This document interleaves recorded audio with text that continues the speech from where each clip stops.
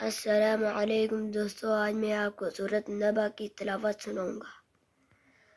अऊज़ु बिल्लाहि मिनश शैतानिर रजीम। बिस्मिल्लाहिर रहमानिर रहीम।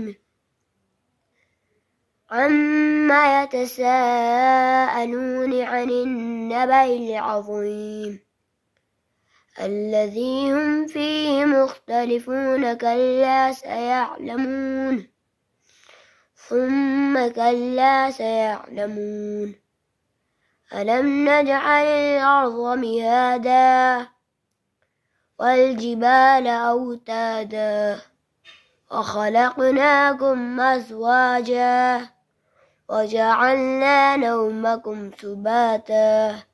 وجعلنا الليل لباسا وجعلنا النهار معاشا وبنينا فوقكم سبعا شدادا وجعلنا سراجا وهاجا وأنزلنا من المعصرات ماء ثجاجا لنخرج به حبا ونباتا وجنات ألفافا إن يوم الفصل كان ميقاتا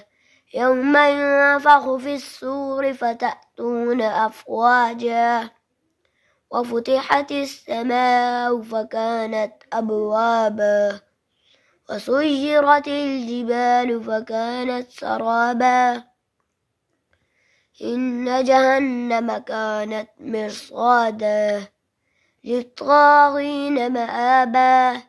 لابثين فيها أحقابا لا يذوقون فيها بردا ولا شرابا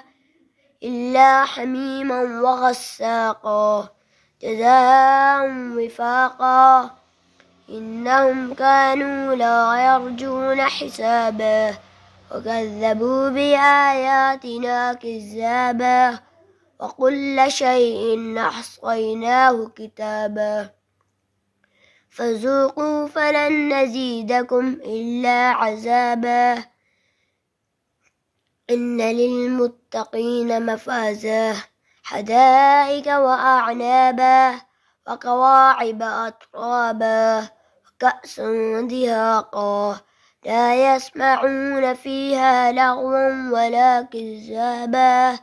جزاء من ربك عطاء حسابا رب السماوات والأرض وما بينهما الرحمن لا يملكون منه خطابا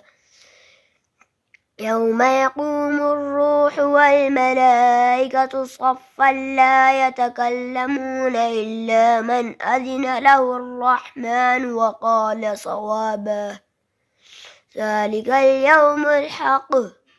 فمن شاء اتخذ إلى ربه مآبا إنا أنذرناكم عذابا قريبا